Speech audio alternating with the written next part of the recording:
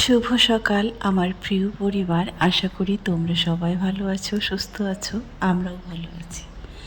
তো আরও একটা ছোট্ট ব্লগে তোমাদের সবাইকে স্বাগত। তো চলো শুরু থেকে শেষ পর্যন্ত ভিডিওটা দেখতে থাকো। আমার বাড়ির সমস্ত কাজ কিন্তু কমপ্লিট হয়ে গেছিল। কমপ্লিট হওয়ার পরে তারপরে ফাইনাল ডিসিশন যেটা সেটা নিয়েছিলাম। সব কিছু কমপ্লিট করার পরে ডিসিশন নিয়ে কিন্তু সমস্ত কিছু বাড়ির কাজ গুছিয়ে যেটা হলো সেটাই করেছিলাম। তো চলো কী হলো, এই তো যা আছে সব কিছু কমপ্লিট করার পরে যে কাজগুলো ছিল সব কমপ্লিট হয়ে কিন্তু মাঝখানে ডিসিশন নিয়েছিলাম যে মেদিনীপুরে চলে যাব। মেদিনীপুরে চলে যাওয়ার পর কিন্তু হুট করে আবারও বাড়িতে ফিরে এলাম।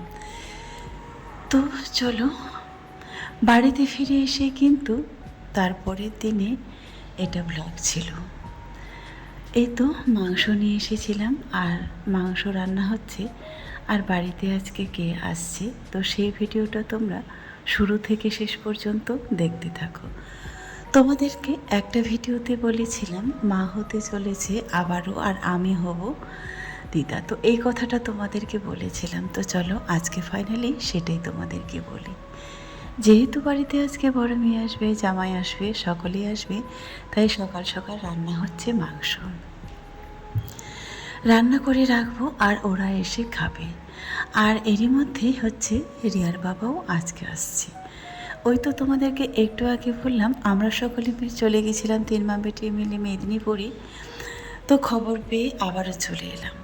তো যেটা তোমাদের বলতে চাইছিলাম তো চলো সেটাই বলি। বড় মেয়ের কিন্তু প্রথমে একটা ছেলে আছে, সেটা তোমরা সবাইকে দেখেছো, সবাই দেখেছো।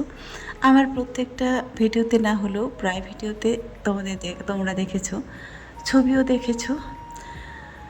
তো ছবি দেখেছো, সব কিছু দেখেছো, চেনো মোটামুটি সবাই। সবাই অনেকেই কমেন্ট করো বাচ্চাটা খুব কিউট। তো যাই হোক, যে ধরনের কমেন্টগুলো হয় সেটাই তোমরা করেছো, দেখতে পাও।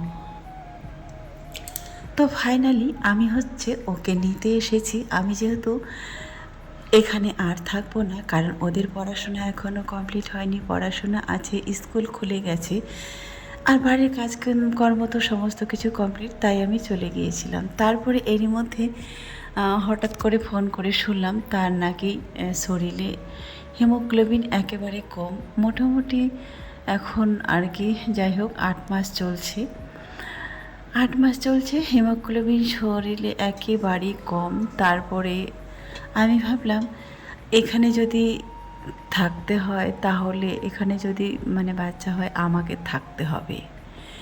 মোটামুটি যেহেতু সিজার হবে তাই আমাকে কিন্তু মোটামুটি মাস 2 মতো থাকতে হবে।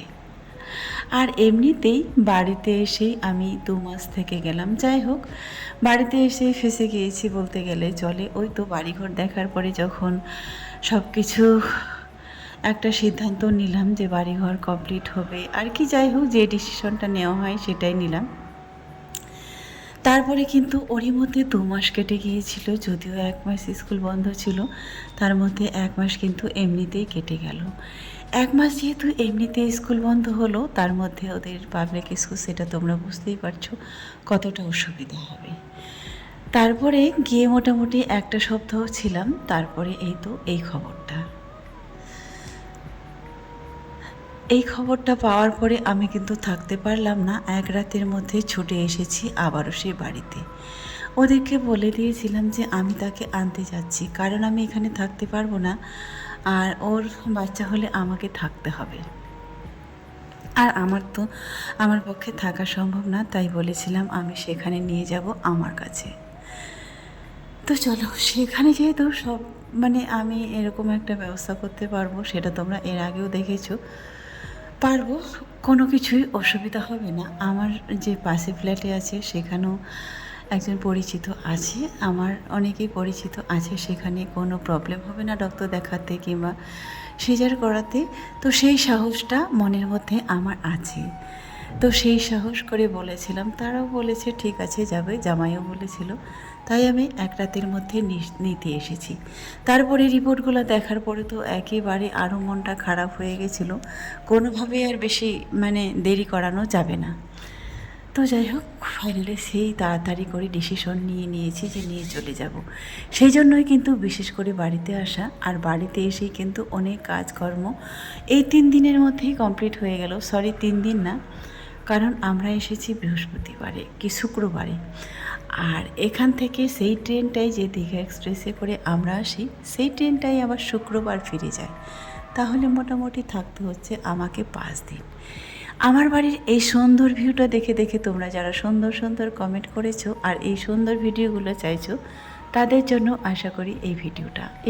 এই হচ্ছে আমার বাড়ির সামনেটা, আর যে বিল্ডিংটা দেখছো সেটাই আমার ঘর, জানালা দেখা যাচ্ছে। এই যে আমাদের বাড়িগুলো কিন্তু এখান থেকে শুরু করলে মোটামুটি অনেক দূরেই চলে যায়। ভয়েসটা যাই হোক তোমরা শুনতে পাবে না, তাই হচ্ছে আবার নতুন করে দেওয়া হলো। চলে এসেছি বাড়ির বাইরেটা। আমি বাড়িতে এসে কিন্তু থেমে নেই, আমারও কিন্তু অনেক কাজ ছিল।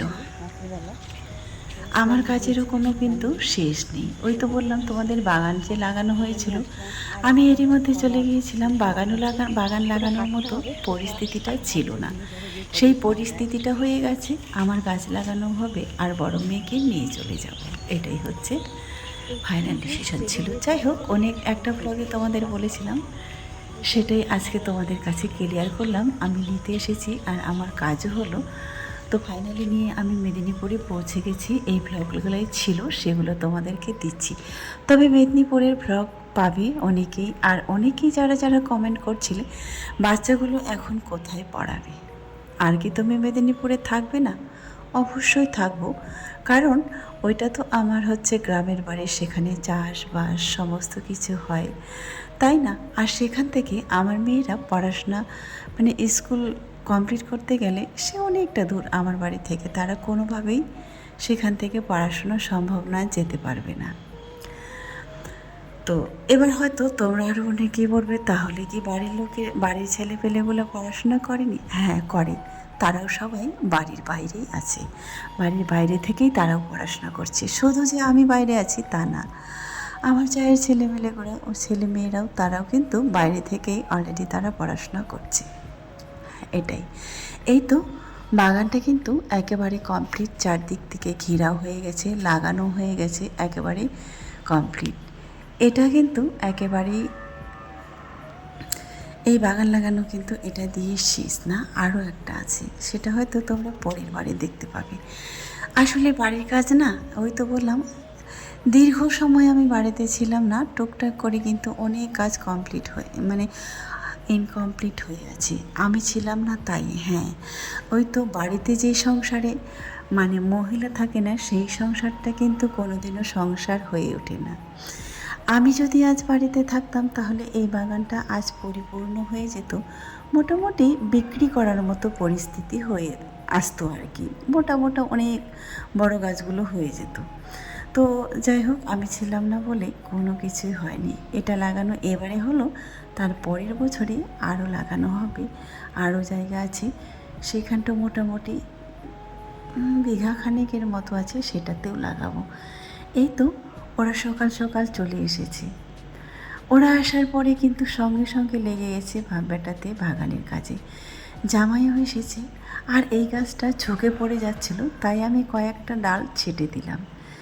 জানি না কি হবে, তবে ওই তো তোমাদের বলেছিলাম বাগানটা লাগিয়ে ভয়ে ভয়ে আছি। তবে আমি ফোন করে একজনকে জিজ্ঞাসা করেছিলাম, বলছিল যে না, তোমরা যেভাবে লাগিয়ে দিয়ে গেছো সেইভাবে আছে, তবে হ্যাঁ, গাছের গোড়ায় একটু করে মাটি দিতে হতো। আমরা তো আর ঘরে নেই, তাকেই দিতে বলেছিলাম, টাকা দিয়ে দেবো।